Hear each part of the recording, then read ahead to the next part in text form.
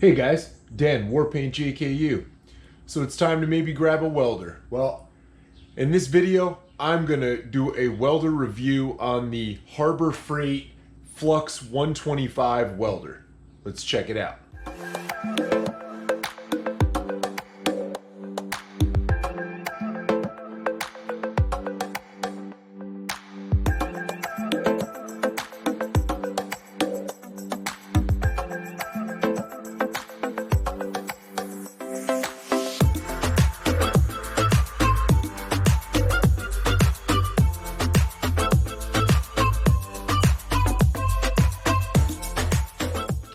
All right, guys, so let's just get one thing straight before we get too far into this video.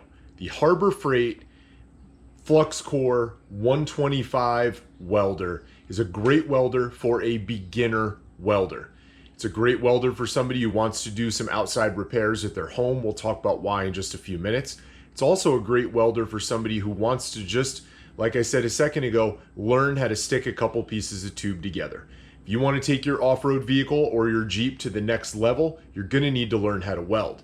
You can only take it so far with bolt-on lift kits and bolt-on accessories. Eventually, welding comes into play for making custom length control arms and suspension brackets and things like that.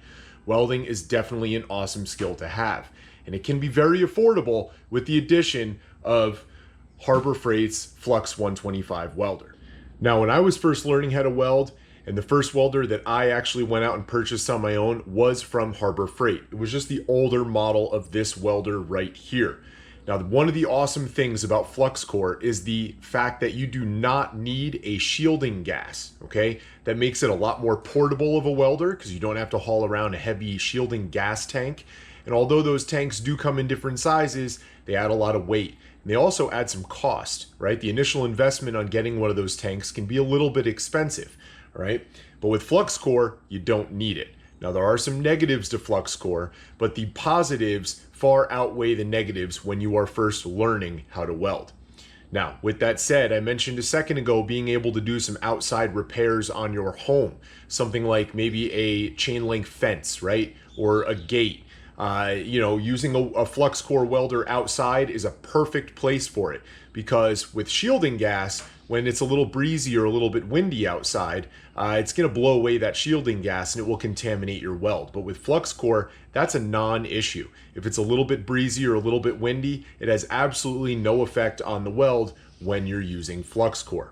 Now, without further ado, let me introduce you guys to the welder and what was inside this box. Obviously, it was packed very well with styrofoam, and I know from Harbor Freight, sometimes it can be a little bit of a fear when you're spending a tiny bit of money on something, even as affordable as this welder is, and having it shipped to your house. Those boxes usually don't show up in that great a condition. I had no problem with this box showing up. I had no problem with the way it was packaged and worrying about having it shipped. Now, you can also, on Harbor Freight, we all know you almost never pay full price for something at Harbor Freight, and they do have deals going on with these welders throughout the year. You can also sometimes grab a coupon where this welder will be included in that. So it's a great price point for an entry-level welder that won't break the bank and will get you to be able to figure out how to weld.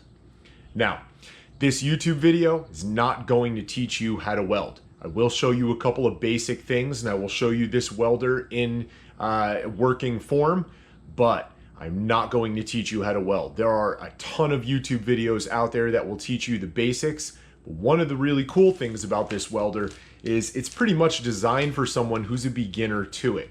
So it comes with an instruction manual, as you can see right here, and by following that step by step, it will also allow you to set this welder up.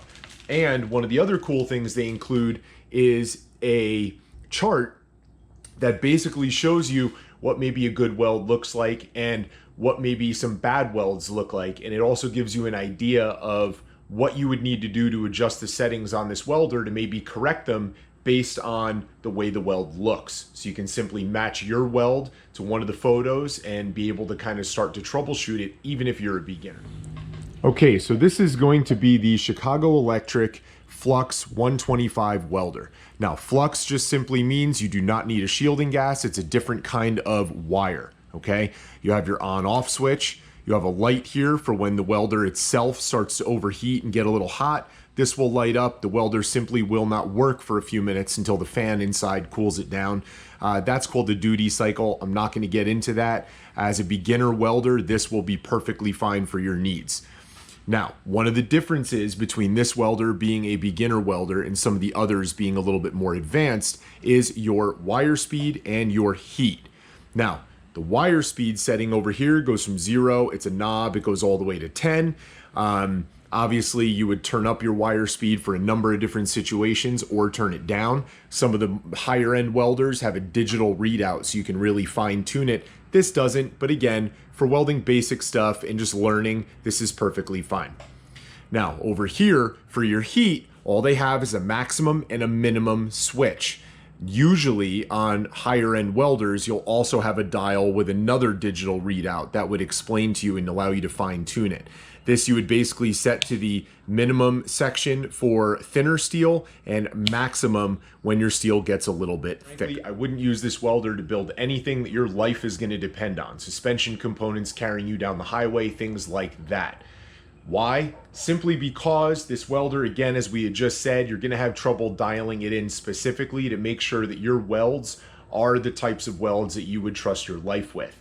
The other thing about this welder is the fact that it can't weld overly thick steel, and it also can't weld overly thin steel because of the lack of adjustment in the heat setting here and just the power of the welder. Okay, one of the other things that makes this a great beginner welder, other than the fact that it's flux core and you don't need any shielding gas, is the outlet. Now it specifies right here that it's a 120, 60 hertz or 20 amp breaker.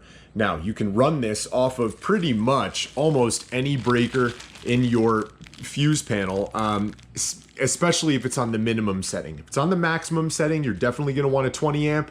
The 10 amp breakers in your house, you might start to overload them and just pop a breaker. So definitely want to make sure that you have it plugged into an outlet that's running off of something like this just for safety purposes, especially if you have it on that max setting. But this is just a 3-prong plug, a normal 120 basically outlet. Okay, some of the more advanced welders are going to require you to plug it into a 50 amp, and that would be something like the plug that your dryer would plug into.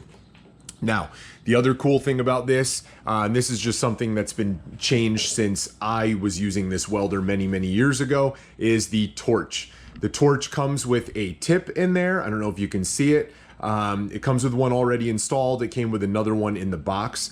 And it comes with a fairly nice trigger, I have to say. I'm kind of impressed with it from Harbor Freight. The first generations of this welder, the trigger definitely didn't have as nice of a feel to it. So I kind of like that. Comes with a ground cable. It's the same style ground cable, same level of quality that the earlier welders had. Again, not the highest level, but perfectly fine for doing some minor repairs or just learning how to weld. And the top has a carrying handle. Now, I didn't install the carrying handle on this welder because I'm going to be doing a giveaway with this welder to some of my subscribers and followers over on my Instagram at WarPaintJKU. But the handle on this is very nice. It clips in securely, and then it has a screw also that goes into it to make sure it's nice and secure. One of the other things that this welder comes with, and it's something that I wouldn't use, but it's kind of a nice feature, is a hood, is a mask. Okay, anytime you're going to weld with anything, if you're a beginner, you definitely may not know, you need eye protection. And I'm not just talking safety glasses. Okay, you need something to shield your eyes from the arc, from the light that comes out of that welder. That arc, if you're exposed to it enough, it'll certainly burn your eyes and damage them extremely quickly, but it can also give you almost like a sunburn on your skin. In the top, when you lift the lid open, it gives you a little chart here. Now these charts typically are close, but they're not overly accurate. It depends on your welding style, the speed, how fast you move the torch, those kinds of things. But it tells you right here, the minimum thickness is 18 gauge. It also gives you that measurement in a decimal. It tells you that the maximum thickness steel is 3/16, which isn't overly thick, okay? But it gives you some settings. Tells you to have it on the minimum or the maximum side. Tells you with 030 wire or 035 wire, what wire speed to have it set at. Now again, Those are just jump off points, okay? But it gives you a good ballpark if you've never welded before or never used a machine like this before to figure out where you want to put it. Now, one of the things that they must have changed lately as inflation and everything got more expensive is they do not include a spool of wire with this welder. So you're gonna have to buy one. The spool of wire that was included with this welder many years ago wasn't that good anyway, so I would recommend buying one anyway. Okay, go out, buy yourself a good spool of 030 for thinner stuff, or 035 flux core wire, maybe something from like Lincoln or Hobart, and you'll have a much better time welding. The wire does make a difference. The other really awesome thing, I think, for beginners, and it just shows you how much of a beginner welder this really is the fact that they give you stickers inside the cover basically telling you exactly how to spool your wire. But I'm going to do that for you, so let's check it out. Okay, so you're obviously going to take the spool portion over here apart. You're going to lay your spool on there, make sure the wire is going the right way. It's going around so that it shoots straight into your welder. Put that on there. Put this piece on. It tells you right here, this side up, right? No big deal. You put the spring on top of that, and then you are going to tighten it down. We can adjust the tension on it later. I'll show you how to do that, but for right now, you're just going to put that up there facing up. Tighten that down a little bit. It doesn't have to be tight at all. I mean, this is super loose, right? So just put that up there. Then what you're going to want to do is you're going to want to take your wire, okay? You're going to want to unspool it just a little bit, but you want to keep some tension on it, okay? You're going to use a set of like MIG welding pliers, works pretty good. You want to cut the bent part off. Now over here, this pulley is actually marked for 030 or 035. So you can easily just open this up. You can take it out. You can see it has an 030 on it right there. It has the 035 on the opposite side. You want whatever side you're using to be farther up towards the top. So we're using 030. We're going to put the wire through our little tube here. And after you have the wire through, you're going to want to push it so that it starts to go in. There's a tiny little hole over here that'll send it down the line up toward the torch. And then once it's in there, you're basically going to just close this, making sure the wire's in that groove for the 030, and snap that down. Now, after that's snapped down, again, we can adjust tension here.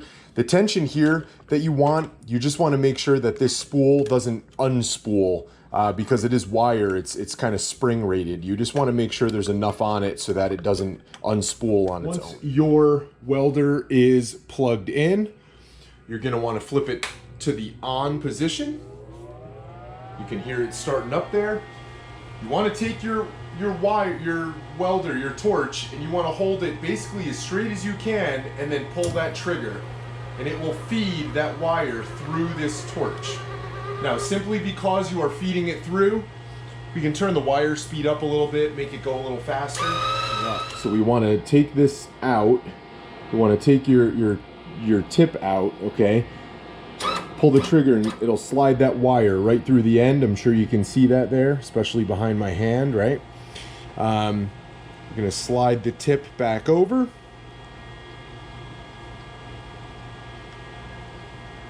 Tighten it down in there. Can make it tight. Doesn't have to be super tight, just reasonably. And there's some little tiny wrench flats in there that you can kind of see. You can grab it with your MIG pliers. Give it a little snug. Put your tip back on.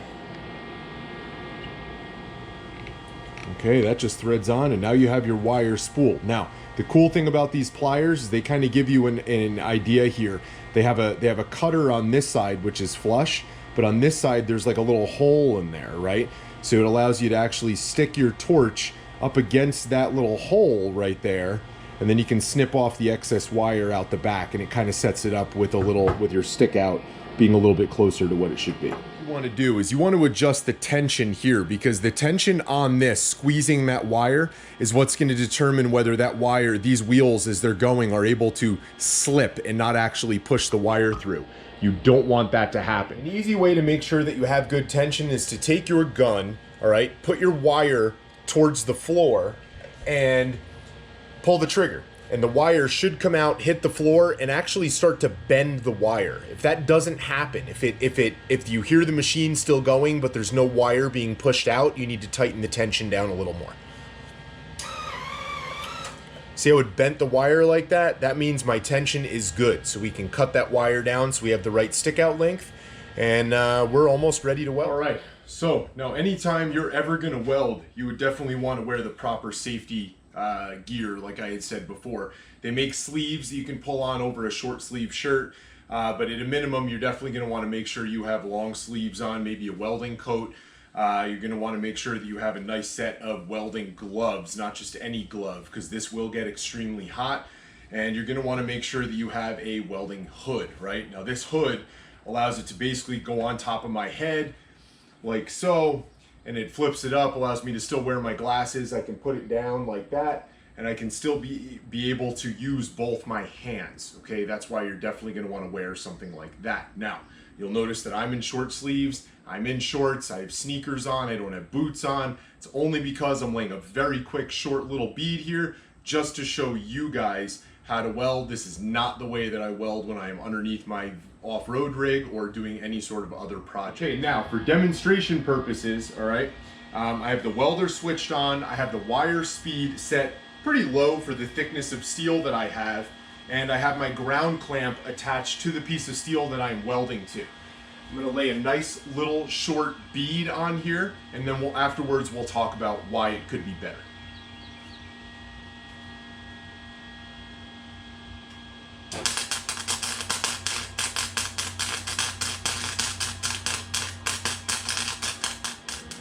Now, a good weld should sound like sizzling bacon on an oven. As you just heard a second ago, that sounded nothing like sizzling bacon on an oven.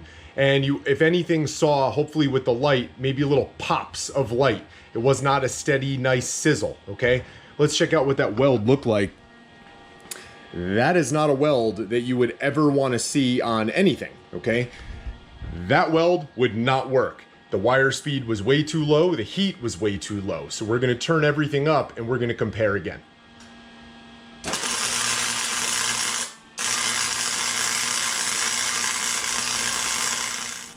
All right, so as you could tell from the sound of that weld, it was a lot more consistent. There was a lot less popping. That's because I had the heat turned up. Now, the scrap piece of steel I'm using is a little bit thick for this welder. It's probably about the thickest that it would want to see welded. But let's check it out. Now, you see as dirty as that weld is right there, that's because it is covered in something called slag. Now, that is something that you're gonna have on a flux core welder that you then have to brush off. Shielding gas will not allow for that, and your welds will be much better and much cleaner the first time out. Flux core welders are great because of the low cost investment, but they are a little bit harder to weld with. So let's clean this one off and I'll show you what it looks like. Okay, obviously this weld looks a lot better than the original welds down here that you could see, right? That weld looks a lot better, but it still isn't quite hot enough. You can tell after the heat had built up in the steel that toward the end over here it started to get hot enough. And the way you can tell that is because you see here on the edges of the weld right down there, I don't know if you can see it on the camera, they're a little bit firmer and they don't look like they are actually melting nicely into the steel and that you're getting good penetration. But on the end over here, once the heat had built up in the steel, it looks a lot better. Now, all those little weld marbles around that weld, that's all because of the lack of shielding gas. That's just what flux core does. Stay tuned, pretty soon I'm gonna give you a review on a slightly higher end welder. It's gonna cost a little bit more money. It does have shielding gas. You will see some of the differences. I'll do some side-by-side photos, that kind of stuff. But big difference when you use shielding gas and you have a welder that you can dial in a little bit better and a little bit more precisely, okay? Anyway, guys, Make sure you subscribe, make sure you like the video, and stick around, because while I'm giving this one away to someone who wants to maybe start learning how to weld, there's going to be a ton more projects going on in this garage. We got some Jeep builds coming up this fall, and those are just going to continue into the future. So anyway, guys, thanks for the support, and get out there and build something.